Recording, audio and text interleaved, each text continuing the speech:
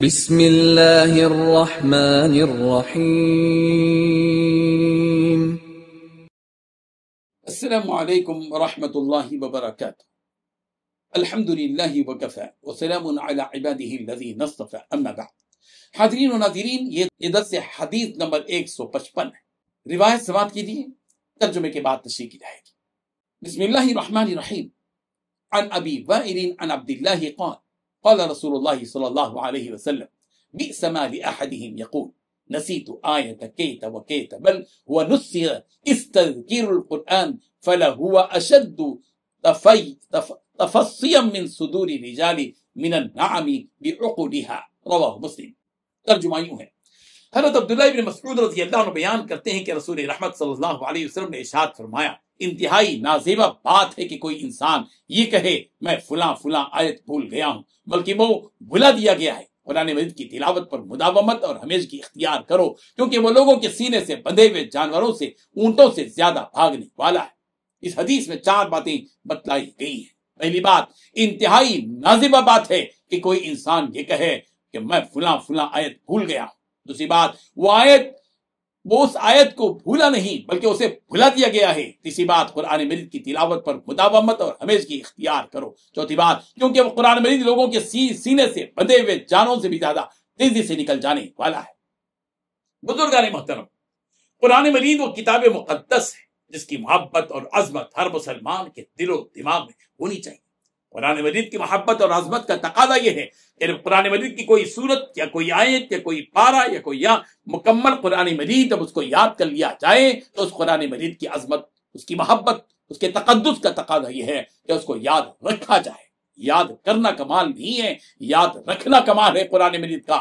بعض بد نصیب وہ ہوتے ہیں جو بچپن میں اپنے شوق سے یا ماں باپ کی دباؤ کی وجہ سے قرآن مجید حفظ کر لیتے ہیں، لیکن جب وہ دیگر دنیاوی مصروفیات یا کاروبار میں لگ جاتے ہیں تو جس قرآن مجید کو بڑی محنت و مشقت سے یاد کیا تھا اس کو بڑی آسانی سے بھول جاتے ہیں۔ عربی زبان میں بیسما کا لفظ انتہائی نازیبہ بات کے لیے استعمال کیا جاتا ہے، جیسا کہ قرآن مجید میں کہا گیا، بیس المصیر، لوٹ کر جانے کی جگہ بہت بری ہے، بیس المیہاد، بہت برا ٹھکانہ ہے۔ جیسے یہ بیسا کا لفظ مسیر اور میہاد کے لفظ استعمال کیا گیا، یہاں بھی پیغمبر نے بیسا کا لفظ استعمال کیا۔ یہ بہت بری بات ہے کہ کوئی شخص اللہ کے کلام کو حفظ کرے اور بعد میں یہ کہے کہ میں وہ بھول گیا ہوں۔ اللہ تعالیٰ ہم سب کو اس پر غور و فکر کرنے کی توفیق عطا فرمائے۔ بزرگان محترم، رسول رحمت صلی اللہ علیہ وسلم نے یہی لفظ استعمال کیا ان لوگوں کے حق میں جنہوں نے قرآن مجید کو بھلا دیا۔ فرمایا کہ انتہائی نازیبہ بات ہے یہ کہ کوئی انسان یہ کہے کہ میں فلاں آیت بھول گیا۔ اللہ اکبر، یہاں صرف آیت کی بات کہی جا رہی ہے، جبکہ ہمارے معاشرے میں ایسے بد نصیب بھی ہیں جو کئی صورتوں کو بھول جاتے ہیں، بلکہ پورے قرآن مجید کو یاد کرنے کے بعد پوری طرح بھول جاتے ہیں۔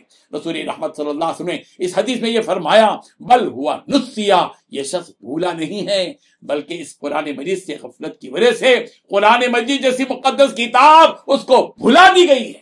جب بھی کوئی اللہ تعالیٰ کی اس مقدس کتاب کو حفظ کرنے کے بعد اس کی عظمت کا لحاظ کیے بغیر اس کی تلاوت کی مصروفیت سے محروم ہو کر دنیاوی کام میں مصروف ہو جاتا ہے تو یہ قرآن اس قدر باغیرت کلام ہے کہ وہ شخص کے سینے سے نکل ہی جاتا ہے۔